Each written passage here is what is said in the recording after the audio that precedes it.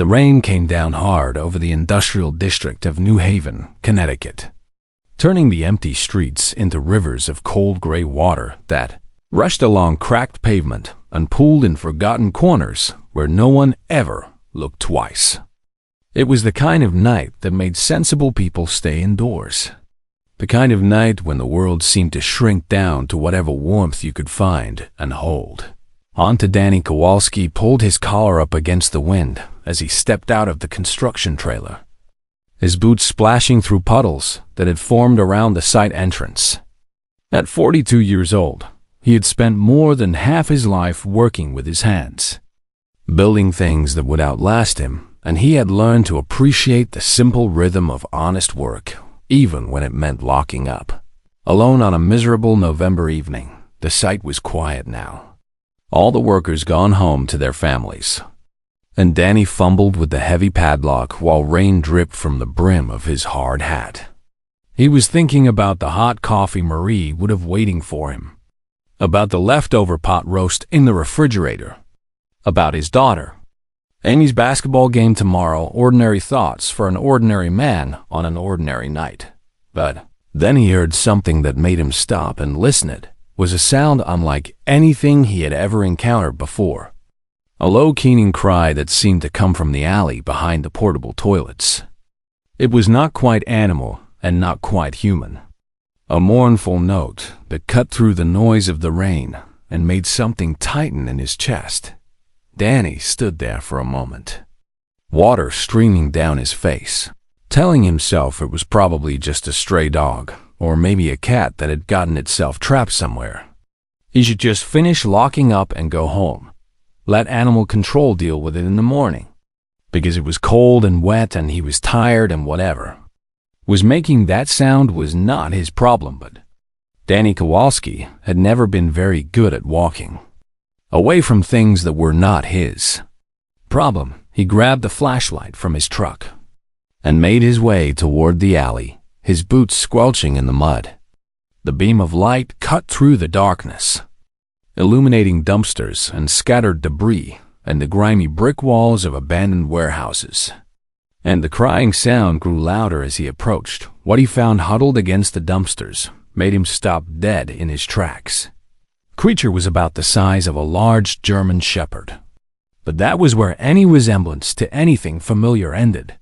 Its body was covered in scales that might have been beautiful under different circumstances, iridescent patterns of deep purple and midnight blue that flickered weakly in the flashlight beam like dying embers. Two small wings lay folded against its back, and a long tail curled around its trembling body as it pressed itself against the metal dumpster. It had 4 eyes. Danny noticed 4 eyes that were clouded over with a pale, milky film, and the creature's head moved back and forth in jerky motions as it tried to track the sound of his footsteps. Its claws scraped helplessly against the wet pavement, and every few seconds it let out that same mournful cry that had drawn him. Here in the first place, Danny recognized what he was looking at, even though he had never seen one in person before. Everyone had seen the news coverage 3 years ago when the Andromeda Coalition made first contact with Earth, and everyone had seen the images of the various alien species that had come to establish diplomatic relations with humanity. This was a Valaranth media had nicknamed them dragons because of their reptilian appearance and vestigial wings, though the official report said they were actually peaceful traders and scholars who had been traveling the stars for thousands of years. They were supposed to be proud and dignified beings, representatives of a civilization far more advanced than anything humanity had achieved. But this one looked nothing like the composed diplomats Danny had seen on television. This one looked lost and scared and hurt, shivering in the cold rain on a planet that was not its home. Danny lowered himself slowly to one knee, keeping his movements calm and deliberate. He had no idea if the creature could understand him, but he figured a gentle tone was probably universal. "Hey there," he said softly. "Hey, it is okay. I am not going to hurt you." The Velaran flinched at the sound of his voice. its blind eyes turning toward him as its whole body tensed. For a moment, Danny thought it might try to run or fight, but then it seemed to recognize that his voice held no threat. And its trembling slowed just slightly. "You are a long way from home, are you not?" Danny continued, keeping his voice low and steady. "Can you understand me?" There was a long pause, and then the creature spoke. I can understand," it said, and Danny felt a chill run down his spine that had nothing to do with the rain. The voice was strange, somewhat rasping and clicking, but the words were clearly English. "Please, I cannot see. I do not know where I am. Please help me." Danny moved a little closer, still careful to make no sudden movements. Up close he could see that the creature was in bad shape. Its scales scratched and dull, its wings bent at odd angles, and those clouded eyes weeping some kind of fluid that mixed with the rain running down its face. "What happened to you?" he asked. "There was an accident," the Valoran said, its voice shaking. "The transport vehicle, on your highway, there was a collision. I was thrown clear, but the others, I do not know what happened to the others, and my eyes, something struck my eyes. I cannot see anything. I have been wandering for so long, I do not know how long. I am so cold." Danny felt his heart clench. He thought about his daughter, Amy, about how he would feel if she were lost and hurt and alone on some strange world with no one to help her. "Okay," he said, making a decision that would change everything. "Okay. Listen to me, my name is Danny. I am going to help you. What is your name?" "I am called Kethvora," the creature said. I was a cartographer. I make maps of new worlds for the Coalition, but I cannot make maps. Now I cannot see anything. I am useless now." "You are not useless," Danny said firmly. "You are hurt, and you are lost, but that does not make you useless. Now I'm going to take off my jacket and put it around you because you are freezing. Is that okay?" Kethvora hesitated, then nodded its head in a gesture that must have been learned from humans. Danny shrugged off his heavy work jacket and carefully draped it over the shivering alien, tucking it around the folded wings and the trembling body. The creature flinched at first contact, but then leaned into the warmth with a small sound of relief. "Can you walk?" Danny asked. I think so, but I cannot see where to go." "That is fine," Danny said. "I will guide you. I have a truck just over there. I am going to take you somewhere warm and dry, and then we are going to figure out how to get you home. Does that sound okay?" Kethvora's blind eyes turned toward his voice, and for a moment the creature was silent. Then it spoke in a voice thick with emotion that Danny had not expected from an alien. "Why are you helping me?" it asked. "You do not know me. I am not of your kind. Why would you help me?" Danny reached out and gently placed his hand on the Valoran's shoulder, feeling the cool scales beneath his palm. "Because you needed help," he said simply. "And I was here. That is reason enough for me." He helped the blind dragon to its feet and slowly guided it through the rain toward his truck, one careful step at a time. And neither of them knew it yet, but this moment, this simple act of kindness on a cold, rainy night, would set in motion events that would change the relationship between humanity and the stars forever. The drive to Danny's house took 20 minutes through streets that were nearly empty because of the storm. And the whole time Kethvora sat huddled in the passenger seat with Danny's jacket wrapped around its shivering body. The alien's blind eyes stared at nothing while its head turned this way and that, tracking sounds that Danny could not hear. And every few minutes it would make a small clicking noise in its throat that seemed to be some kind of nervous habit. Danny had called Marie from the construction site, and the conversation had been brief but important. "I found something," he had said. "Someone. Actually, the Valoran, one of those aliens from the news. It is hurt and blind, and I could not just leave it there in the rain." There had been a pause on the other end of the line, and Danny had braced himself for an argument. Instead, Marie had simply asked what kind of food the creature could eat and whether they should send up the Guest room or somewhere else. That was one of the many reasons Danny loved his wife when they pulled into the driveway of the modest two-story house on Maple Street. The porch light was already on, and Marie was standing at the door with towels in her arms. She was a small woman with graying hair and kind eyes, and she did not even flinch when she saw the alien creature that her husband was carefully guiding up the front steps. "Oh, you poor thing," Marie said, her voice warm with the same maternal instinct she had shown to every stray animal and lost child that had ever crossed her path. "You must be frozen solid. Come inside. Come inside. We will get you warmed up." Kethvora's blind eyes turned toward her voice, and the alien seemed confused by the welcome. Its translator device, a small implant behind what Danny assumed was its ear, worked overtime to process the rapid flow of concerned human speech. I do not understand," Kethvora said as Marie wrapped a warm towel around its shoulders and guided it toward the living room. "Why are you do not know me? Why are you being kind to me?" "Because you need kindness," Marie said simply. "And we have plenty to spare now. Sit down by the heater and let me get you something warm to drink." Amy came downstairs just as her mother was helping the alien settle onto a pile of blankets near the heating vent. She was 16 years old, with her father's dark hair and her mother's quick mind, and her eyes went wide when she saw what was sitting in her living room. "Holy cow," Amy said. "Is that a Velarin?" "Amy," Danny said warningly. "Manners." Sorry, Amy said.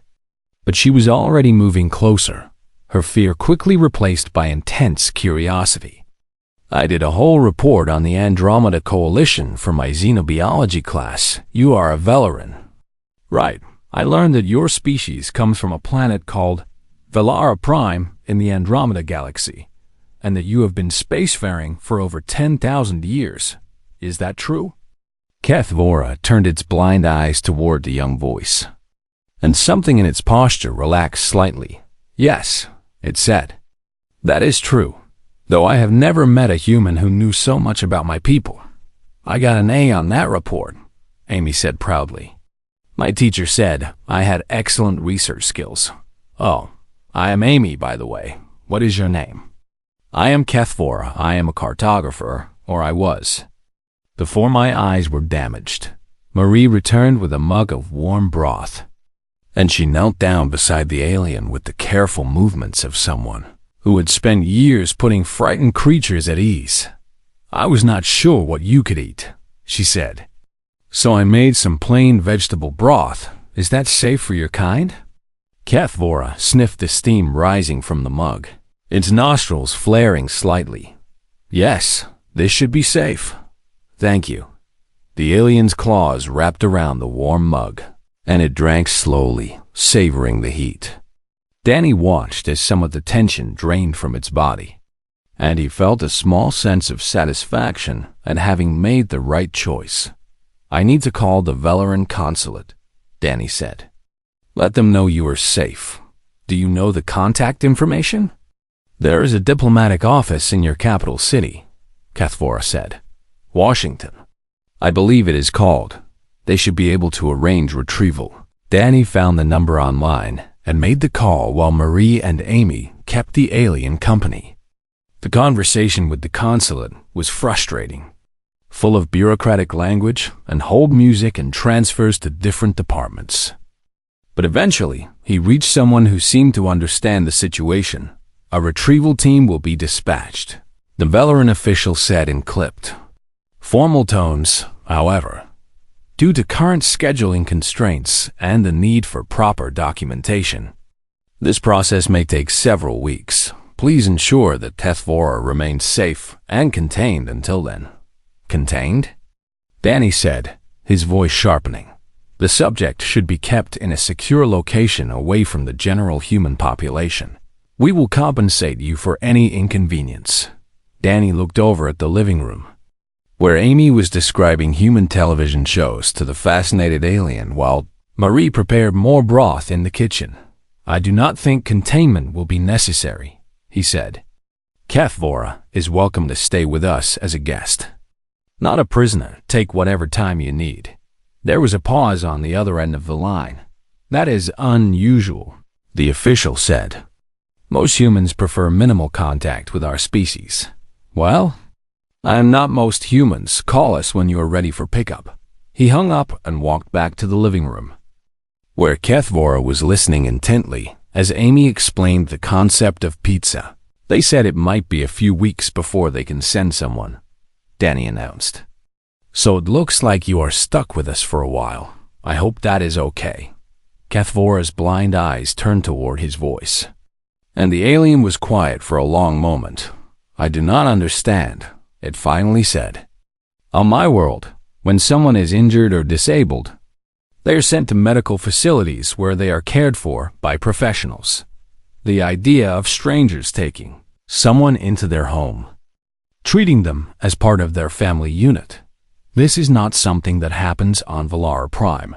Well, you are not on Valara Prime anymore, Marie said gently, sitting down beside the alien with her own cup of tea. You are on Earth. And on Earth we take care of each other. That is just how we do things. But I am not one of you, Kethvora said. I am alien to you in every way, different biology, different culture, different everything. Why would you extend such kindness to someone so different? Danny sat down across from the Velaran, looking at this lost creature that had stumbled into his life on a rainy night.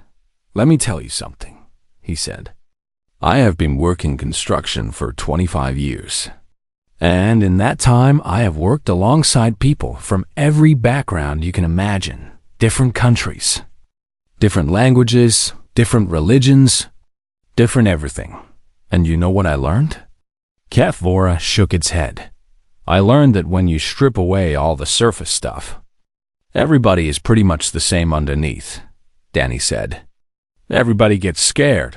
Everybody gets lonely.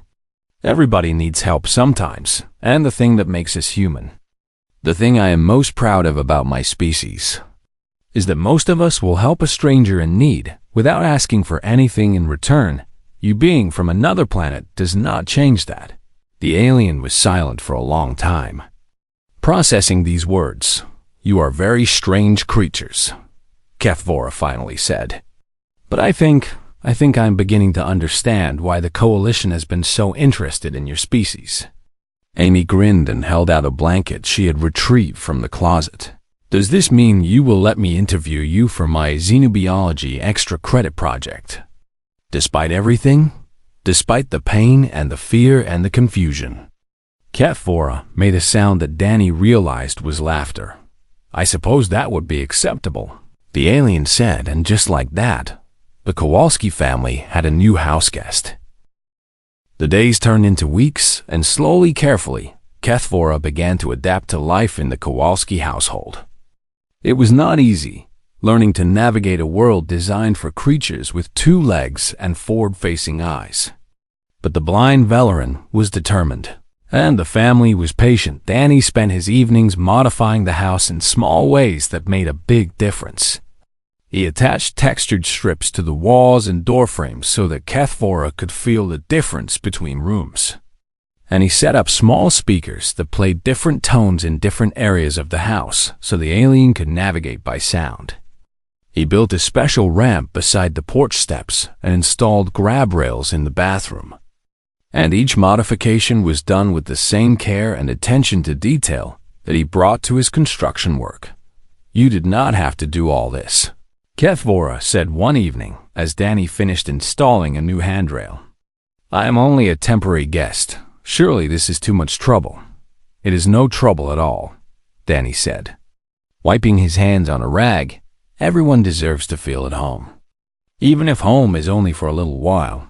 Marie took charge of the food situation, researching Velaran biology online and consulting with the consulate to create a diet that was both safe and enjoyable for their guest.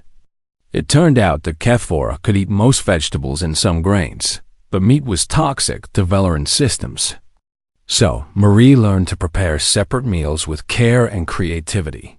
This is delicious, Kethvora said one night. finishing a bowl of roasted vegetables with herbs on Valara Prime. Food is primarily nutritional paste designed for maximum efficiency. I have never tasted anything like this before. That sounds terrible, Amy said. Making a face. You mean you have never had home cooking? The concept of home cooking does not exist in our culture, Kathvora explained. Meals are prepared in central facilities and distributed according to nutritional requirements. The idea of a family preparing food together in their dwelling is unusual. Well, get used to it, Marie said with a warm smile. Because in this house, we eat together every night. And you are part of this house now. Amy became Kathvora's guide to human culture, spending hours after school describing things that the blind alien could not see. She would sit beside the Velarin and paint pictures with words, describing the colors of a sunset, the way leaves looked when they fell from trees, the expressions on people's faces in photographs.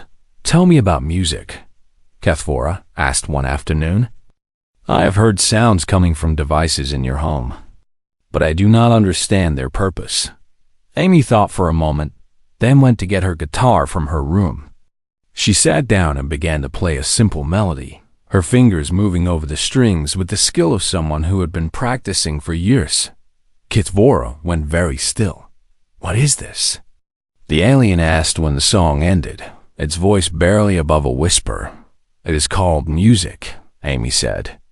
It is. I do not know how to explain it exactly. It is sound arranged in patterns that make you feel things. Some songs make you happy. Some make you sad. Some make you want to dance around like an idiot. We have nothing like this on Valara Prime, Kathvora said. We have functional sounds and communication sounds, but nothing designed simply to create emotion. This is extraordinary. Amy grinned and began teaching the alien about different genres of music, playing samples on her phone and describing the cultures that had created them. Kathvora was fascinated by all of it. From classical symphonies to rock and roll, from jazz to country, from pop to blues. Your species creates art simply for the experience of it, Kathvora said wonderingly. Not for practical purpose, not for communication, but simply because it brings joy. I am beginning to understand why the Coalition finds humanity so interesting. One Saturday afternoon, Danny took Kathvora to the construction site. The alien had been curious about Danny's work, and Danny figured it would be good for Kathvora to get out of the house and experience more of the human world. The construction workers were nervous at first, uncertain how to act around an alien. But Danny introduced Kathvora as a friend who was visiting from out of town, and soon the ice was broken. One by one, the workers came over to show the blind Velarin what they were building, letting it feel the textures of different materials and explaining how everything fit together. This is concrete, said Lou, one of the older workers, guiding Kathvora's claws over a freshly poured section. It starts out wet like mud. Then it hardens into something stronger than stone. We use it for foundations, for floors, for anything that needs to last. Kathvora ran its claws over the rough surface, its blind eyes moving as if trying to see through touch alone. On my world, we use materials that are grown rather than manufactured, the alien said. Living structures that heal themselves when damaged. But there is something appealing about the permanence of your methods. You build things that will outlast you. Not because they have to, but because you want them to. That is the whole point, Danny said. We build things for people we will never meet. People who will live in the future. I like knowing that something I made with my own hands will still be standing long after I am gone. Kathvora was quiet for a moment. Processing this, I was a cartographer, it finally said. I made maps of new worlds for the Coalition. I would travel to planets that had never been documented and create detailed records of their geography, their resources, their potential for settlement. It was important work. Work that would help future generations find their way. And you think you cannot do that anymore because of your eyes? Danny asked. A cartographer who cannot see is of no use to anyone, HFY said. And there was deep sadness in its voice. Danny thought about this for a while, watching his workers move around the site, each one contributing their own skills to the larger project. You know what I think? He finally said, I think there is more than one way to make a map. Maybe you cannot see with your eyes anymore, but you can still feel, you can still hear. You can still think. Maybe you just need to find a different way to do what you love. HFY's blind eyes turned toward his voice. What do you mean? Well, look at what you have been doing all afternoon, Danny said. You have been moving around this site, feeling everything, listening to how sounds bounce off different surfaces, building a picture in your mind of what this place looks like. You have been making a map without even realizing it. The alien was silent for a long moment. I had not thought of it that way, HFY said slowly. On Valara Prime, when someone becomes disabled, they are simply assigned to a different function, something that matches their reduced capabilities. The idea of adapting, of finding new ways to do old things. This is not how we think. Maybe it should be, Danny said, because from where I am standing, you are not broken. You are just different than you were before, and different is not the same as useless. That evening, as they drove home through the darkening streets, HFY reached out and placed a clawed hand on Danny's arm. Thank you, the alien said quietly. For what? For seeing me as more than what I have lost, HFY said. For seeing me as someone who still has something to give. I do not think anyone on my own world would have looked at me that way. Danny smiled. Though the alien could not see it, well, maybe that is something worth mapping too, he said. The different ways people see each other, the different ways we find value in one another, sounds like pretty important geography to me. HFY made that laughing sound again, the one that Danny had come to recognize as genuine joy for the first time since the accident. The blind dragon felt not broken, but simply changed. The Valoran diplomatic vessel arrived on a cold December morning, descending from the clouds like a silver needle against the gray sky. The craft landed in the empty field behind the Kowalski property, its engines humming with a technology that humanity was still decades away from understanding. And a ramp extended from its side to touch the frozen ground. Danny stood on the back porch with his family, watching as three figures emerged from the ship. Two were clearly guards, large Valarans with alert eyes and weapons at their sides. But the third was something different altogether, smaller, older, with scales that had faded to a distinguished silver and eyes that seemed to miss nothing.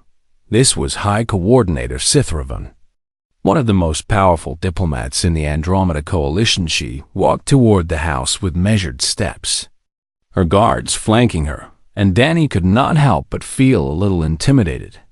This was someone who had negotiated treaties between star systems, who had helped shape the politics of civilizations that had been traveling the galaxy while humans were still learning to make fire.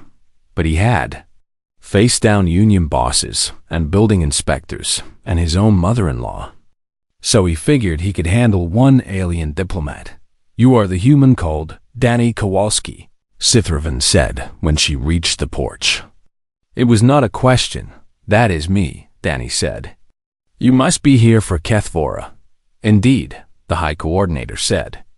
I have come personally to retrieve the cartographer and assess the situation. The report I received was unusual. Unusual how? Sithravan's silver eyes studied him carefully. Our protocols for retrieving stranded citizens typically involve minimal contact with local populations, she said. We provide compensation, collect our people, and depart. What I was not expecting was a report indicating that a human family had voluntarily cared for a disabled Velaran for 6 weeks, modified their dwelling to accommodate the subject's needs, and apparently formed some kind of attachment. HFY is not a subject, Marie said firmly, stepping forward to stand beside her husband. Kethvora is our friend. Sithravan's eyes moved to Marie, and something flickered in their depths, surprise. Perhaps or curiosity. May I see this friend? The High Coordinator asked. They led her inside, where Kethvora was sitting in the living room with Amy, the two of them playing a board game that Amy had modified with tactile pieces so the blind Velarin could participate. Kethvora was wearing a sweater that Marie had spent 3 weeks knitting, carefully designed to accommodate the alien's wings and tail.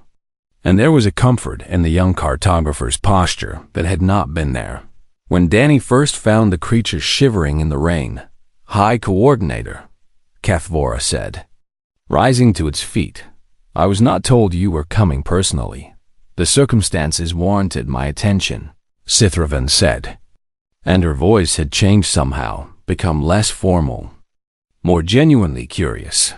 Kethvora, your file indicates that you suffered severe optical damage in the transport accident, damage that was classified as permanent and debilitating. Yet you seem remarkably well-adjusted for someone in your condition. Kethvora's blind eyes turned toward where Danny and Marie were standing. I had help, the young Velarin said. Sithravan was quiet for a long moment, her silver eyes moving around the room, taking in the modified doorways, and the textured strips on the walls, and the family photographs on the mantel, and the half-finished board game on the floor. I would like to speak with you privately, she finally said to Danny. If that is acceptable. Danny glanced at Marie, who nodded. Sure, he said. We can talk in the kitchen. They sat across from each other at the small kitchen table, the High Coordinator looking oddly out of place in the modest domestic setting. And Danny waited for her to speak first. I have been a diplomat for over 200 of your years, Sithravan finally said. I have negotiated with hundreds of species across dozens of star systems. I have seen civilizations rise and fall, seen empires built on conquest and others built on cooperation, and in all that time, I have learned to read people, regardless of their biology. What do you read when you look at us? Danny asked. That is what troubles me, Sithravan said, because what I see does not match what I was told to expect. She leaned forward slightly, her silver eyes intense. Humanity is a young species, she said. Barely a heartbeat in galactic terms. Your first contact with the Coalition was only 3 years ago, and in that time we have been observing you, evaluating whether you are ready to join the larger community of spacefaring civilizations, and I will be honest with you, Danny Kowalski, the initial assessments were not favorable. Why not? Your history is filled with violence, Sithravan said. Wars, conquests, genocides. The exploitation of your own kind based on arbitrary differences in appearance or belief. Your species has demonstrated remarkable capacity for cruelty, and there were many in the Coalition who believed you should be quarantined until you matured beyond your aggressive tendencies. Danny felt a flash of defensiveness, but he could not argue with the truth of her words. We are not proud of all our history, he said quietly, but we are trying to be better. So we have been told, Sithravan said. But words mean little compared to actions, and that is why I am here. Danny Kowalski, because the actions of your family have given me pause. I do not understand, Sithravan gestured toward the living room, where the sound of Amy's laughter and Kethvora's clicking could be heard. On Valara Prime, when a citizen becomes disabled, they are transferred to specialized facilities where they receive efficient care from trained professionals, she said. It is a logical system, one that minimizes burden on family units and ensures optimal resource allocation, but it is also cold, impersonal, mechanical. That sounds awful, Danny said before he could stop himself. Perhaps, Sithravan said, but it is how we have done things for thousands of years. And then I come here and find a human family that has taken an injured alien into their home, spent their own resources to accommodate that alien's needs, taught them about their culture, given them hope, and I find myself wondering if our way is truly superior."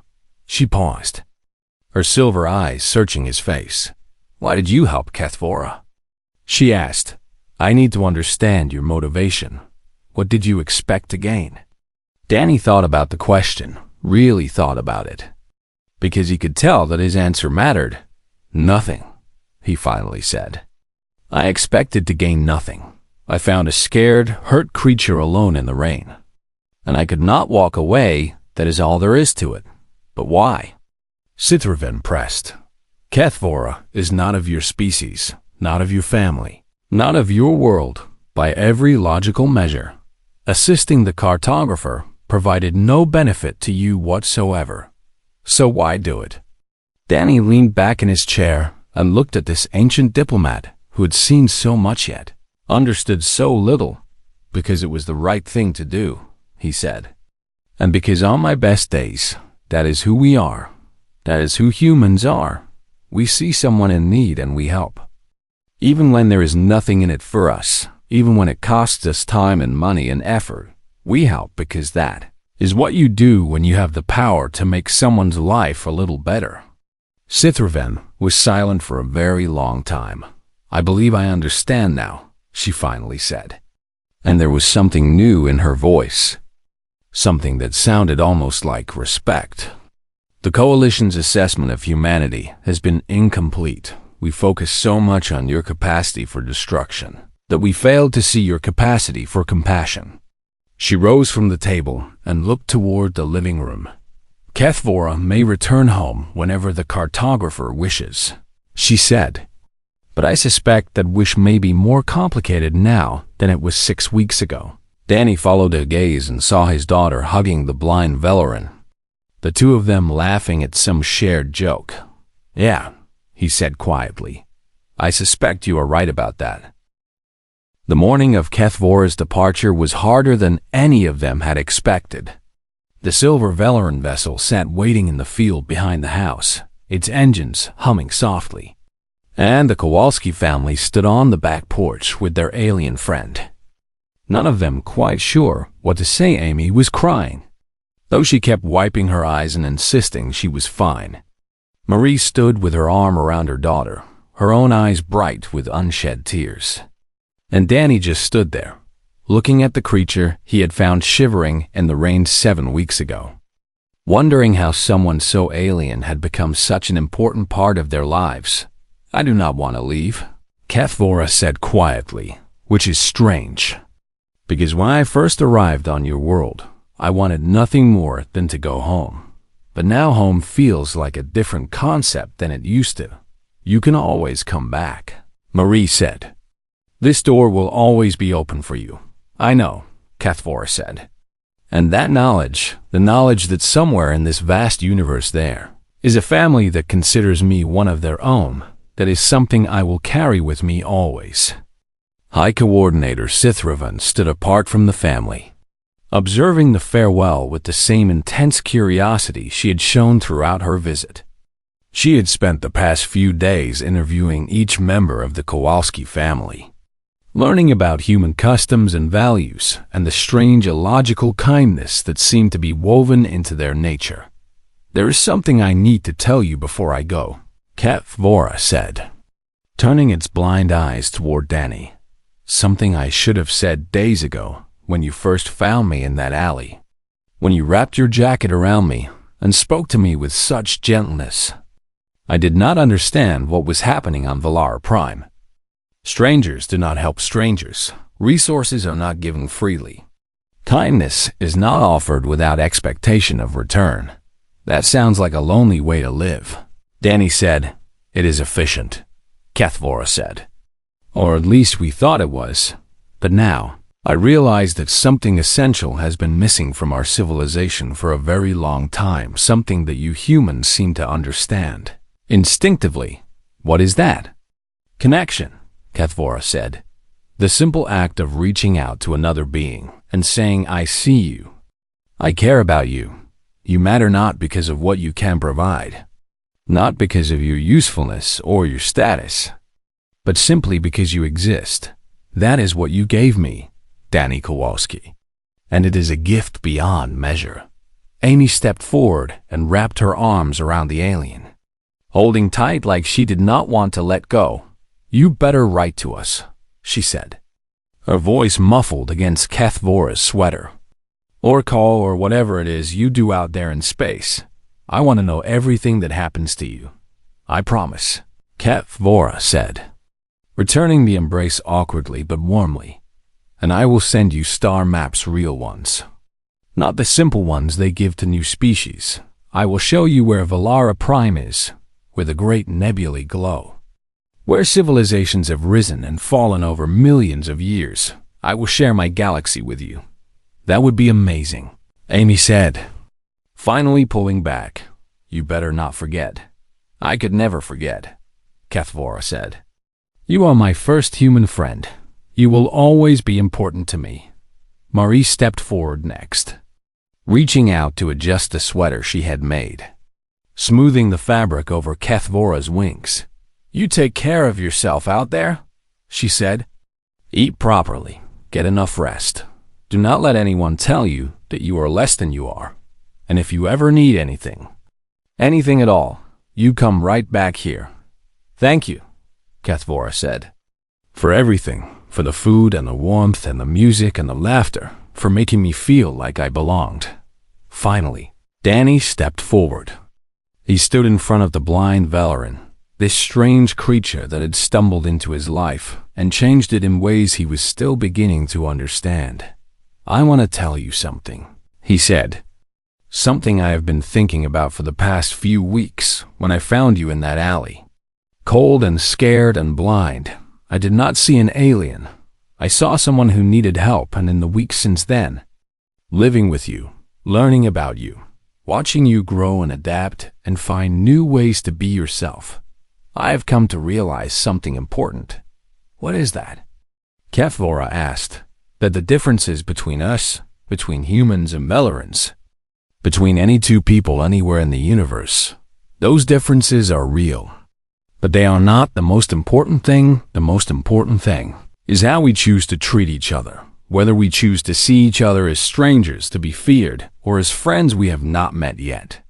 Danny reached out and placed his hand on Kethvora's shoulder, just as he had done on that rainy night 7 weeks ago. "You taught me that as much as I taught you," he said. "So thank you." "Kethvora, thank you for giving my family the chance to know you." The blind dragon's eyes glistened with emotion, and Danny realized that Velarans could cry to "I will not say goodbye," Kethvora said, "because I do not believe this is an ending. I believe it is a beginning of something larger than any of us can understand." The alien turned and walked slowly toward the waiting ship, guided by the sound of its engines. At the base of the ramp, Kethvora paused and turned back one final time. "Until we meet again," the cartographer called out. "My human family." And then the blind dragon climbed the ramp and disappeared into the silver vessel, and the ship rose into the gray December sky and vanished among the clouds. The Kowalski family stood on their back porch for a long time after, holding each other and staring at the empty space where their friend had been 6 months later. Danny was sitting on that same porch when the communication device arrived. It was a gift from the Velaran consulate, a small silver sphere that could receive messages from anywhere in the galaxy, and when he activated it, a holographic image of Kethvora appeared in the air before him. "Danny," the familiar voice said, and there was joy in it. "I have so much to tell you." The blind dragon looked different, healthier, happier, more confident than before, and its clouded eyes seemed somehow brighter. "They developed a treatment," Kethvora said. "Experimental surgery using technology from a species called the Zanari. It was not a complete success, but I can see again, not perfectly, not like before, but enough to continue my work in new ways." Danny felt tears prickling at his eyes. "That is wonderful news," he said. "I am so happy for you. But that is not why I am calling," Kethvora continued. "I am calling because of what happened at the Coalition Summit last month. High Coordinator Sithraven presented her report on humanity. And it was not what anyone expected. What do you mean? She recommended that Earth be fast-tracked for full membership in the Andromeda Coalition, HFY said. Not because of your technology or resources or your strategic importance, but because of something she called your species. Extraordinary capacity for compassion. She told the entire assembly about your family, about what you did for me, about how you treated a blind alien stranger as one of your own. And she argued that any species capable of such kindness deserves a place among the stars. Danny sat in stunned silence. The vote was unanimous, HFY said. As of yesterday, Earth is officially a member of the Andromeda Coalition, and it is because of you. That evening, Danny called his family together and shared the news. They sat around the kitchen table as the sun set outside, trying to process the enormity of what had happened. So let me get this straight, Amy said. Dad found an alien in the rain. We took care of it for a few weeks. And now the whole planet gets to join the Galactic Federation? Something like that, Danny said. That is insane, Amy said, grinning. Wait until I tell my xenobiology teacher. Marie reached over and took Danny's hand. I always knew you had a good heart, she said. But I never imagined it would change the world. Danny squeezed her hand and looked out the window at the darkening sky, where stars were beginning to appear one by one somewhere out there. Among those countless points of light was a blind dragon who had once been lost and alone, now healed and happy, and carrying the story of human kindness to civilizations beyond counting. And somewhere out there, the future of humanity was brighter than it had ever been. Not because of weapons or wealth or technological power, but because of a simple choice made on a cold, rainy night, a choice to help a stranger, a choice to be kind, and that, Danny thought, was the most human thing of all.